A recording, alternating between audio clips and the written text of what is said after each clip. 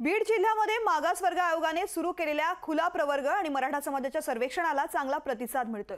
कालपर्यंत 68% सर्वेक्षणाचं काम पूर्ण झालं, तर आज आणि उद्या 2 दिवसांमध्ये सर्वेक्षण पूर्ण करण्याची जबाबदारी कर्मचाऱ्यावरती आहे। सर्वेक्षण करताना कर्मचाऱ्यांना चांगले वाईट अनुभव येतात, तर नागरिकांमध्ये काही प्रश्नांसंदर्भात संभ्रम आहे। बीडमध्ये सुरू असलेल्या सर्वेक्षणासंदर्भात आढावा घेतलाय आमचे प्रतिनिधी विकास माने यांनी।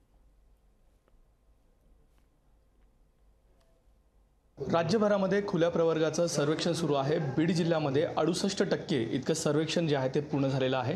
शेवटचा दिवस हा जो आहे तो उद्या आहे, परंतु त्यापूर्वी जर पाहिलं तर अशा स्वरूपामध्ये बीडमध्ये ठिकठिकाणी सर्वेक्षण जे आहेत ते होताना पाहायला मिळतात। काय नेमक्या अडचणी आहेत, काय नेमक्या त्यांना कडूगोड ज्या काही गोष्टी असतील त्यांना सामोरे जावे लागतं, हे सगळे पर्यवेक्षक सर काय सांगाल, कशा स्वरूपामध्ये तुम्हाला आत्तापर्यंतचे अनुभव आलेले आहेत मागील काही दिवसांमधून? सर, साधारणतः 24 तारखेपासून आम्ही सर्वे करतोय।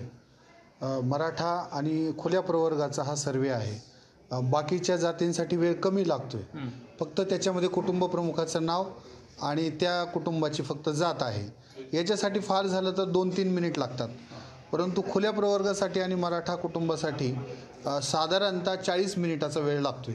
सर्वे झाल्याच्या नंतर त्या घरावरती आम्हाला काही नोटिंग करावी लागते। आपण जर पाहिलं तर बीडमध्ये जवळपास 68% इतके सर्वेक्षण पूर्ण झालेलं आहे आणि हे अनुभव जे आहेत ते जे काही आता सर्वेक्षण सुरू आहे त्यांना येताना आपल्याला पाहायला मिळतात। विकास माने, लोकशाही मराठी, बीड।